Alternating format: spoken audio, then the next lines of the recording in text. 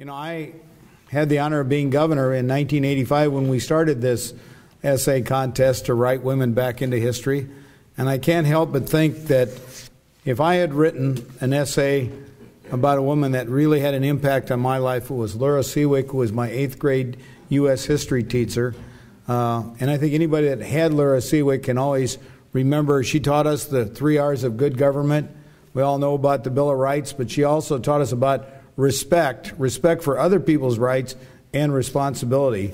And I had the honor of going to her 90th birthday. Unfortunately, she has passed away now, but she was a very inspirational teacher that made a real impact on my life. And I think it's neat that we have students writing about women that have made a real significant contribution to our history. Women have always made significant contributions to the fields of science, technology, engineering, and math, but historically, those contributions have not been recognized as publicly as those of men.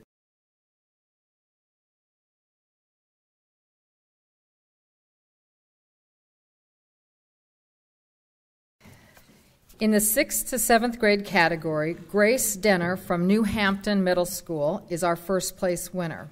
Her teacher is Erin Schneider. Grace, our first place winner, chose to write about Margaret Reg Sloss. She was the first woman to receive a Doctor of Veterinary Medicine degree at Iowa State University. And Dr. Sloss is also a Iowa Women's Hall of Fame member. Now, Grace could not be here, but I want to read just a little bit about what her essay said of this remarkable Iowa woman. Grace wrote, "Perseverance is a great quality that I see in Dr. Sloss, and she makes me feel like I can be anything that I want to be.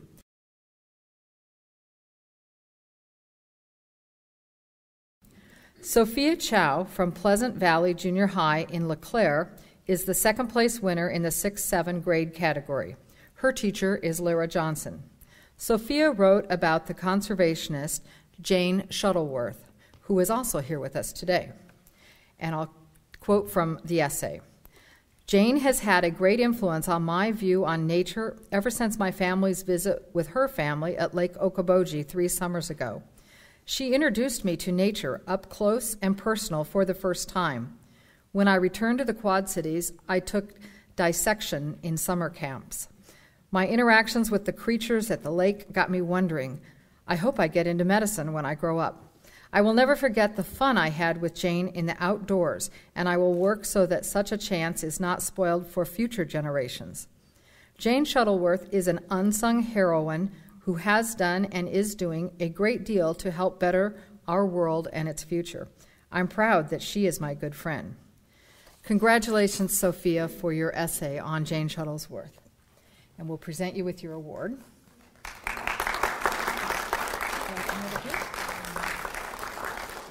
Congratulations. And then you get here. Cameras get there? Can you get a picture from there?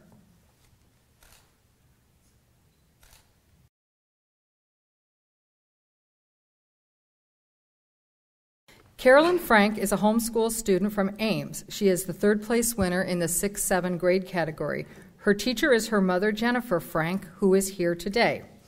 Carolyn had this to say about artist Sharon Brower, the inventor of soy ink. And I'll quote from the essay. "What would today be like without a biodegradable, eco-friendly ink? Would the waterways be polluted with disgusting chemicals? Would hundreds of factories be spilling hazardous waste into Iowa's habitat? Fortunately, we don't need to know this, thanks to an Iowa artist named Sharon Brower." Congratulations, Carolyn. Thank you for putting this important woman back into history.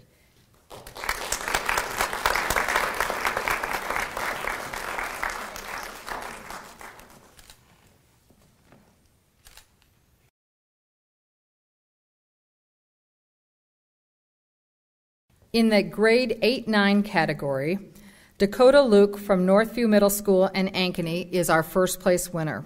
His teacher is Lynette Mace, who is here with us today. Dakota wrote this about Ada Hayden, a conservationist who was the first woman to obtain her PhD at Iowa State University, and she too is a member of the Iowa Women's Hall of Fame. Dakota wrote, "As impressive as it all is, Ada's academic achievements consist of only a small portion of her momentous legacy.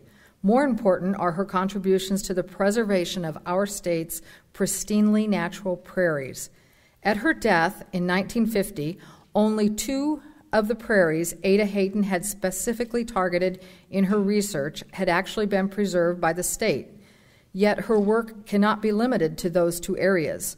Through her research and public advocacy, at least 26 separate sections of our state's native prairie can be linked back to Ada Hayden.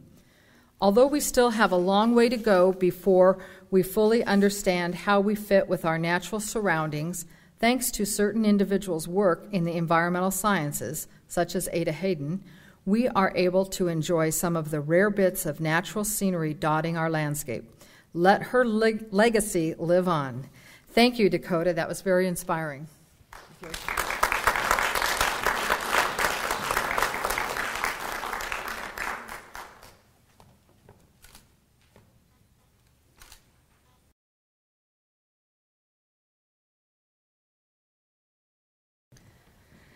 Lacey Droll, a student at Iowa City West High School, is our second place winner in the 8-9 grade category. Lacey's teacher is Jeff Finn. Lacey had this to say about a woman we met earlier, Christine Bruss.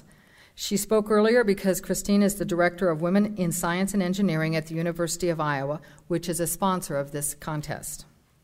Here's an excerpt. Christine Bruss truly represents Iowa women through her invaluable work at the University of Iowa, directing the Women in Science and Engineering program since October of 1998. Christine has said, "I truly love my job and feel like I make the most impact when I am able to build personal connections with the young women in our program."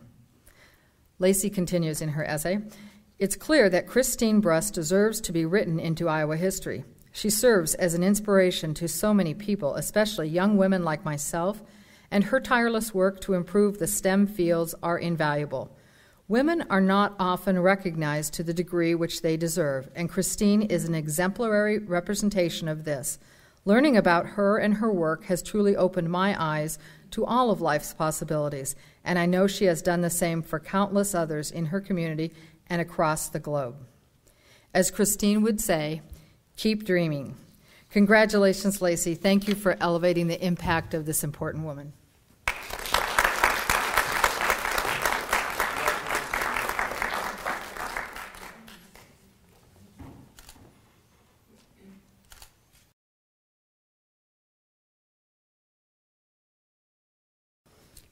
Caleb Mark Gipple from North Mahaska Junior High in New Sharon is the third place winner in the 8-9 grade category. His teacher is Donna Boots.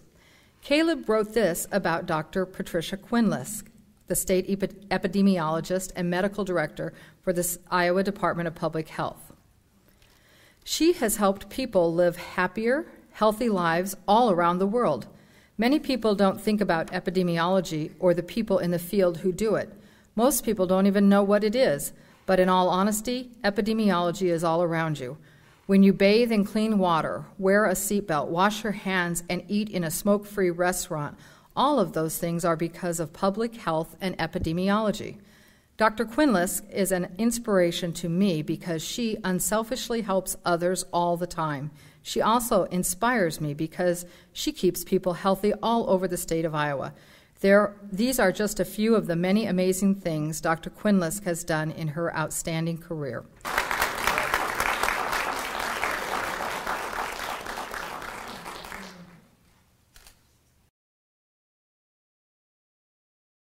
Our department and office on the status of women in particular aim to grow opportunities for women and girls in all facets of your life, and encouraging you to appreciate and participate in STEM-related activities is a critical part of those efforts. That we can all inspire others and we can all give hope.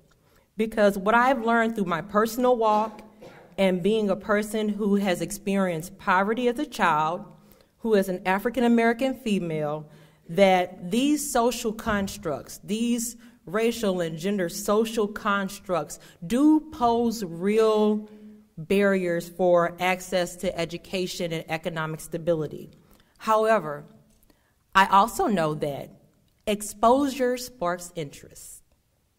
Interest gives hope. And hope, combined with a solid plan, strong support system, followed by enthusiastic action, can change a person's life. Because everyone deserves a fair shot at economic stability and personal achievement. We know what we need to do in this state. We know that we have the best students in the country in this state, and it's our responsibility to provide them, all of them, young men and young women, with the opportunity to be who they want to be and to do what it is they want to do. I want to encourage everyone that's here today to explore what you can do to foster these conversations, to advance STEM, to look at ways that you can be a mentor. If you're participating in a business, try to encourage young students to participate in internships with your company. But I tell you, mentoring, the one-to-one relationship, the helping those students see the relevance of taking those courses and the impact that it can have on the quality of their life is one of the best things that you can do.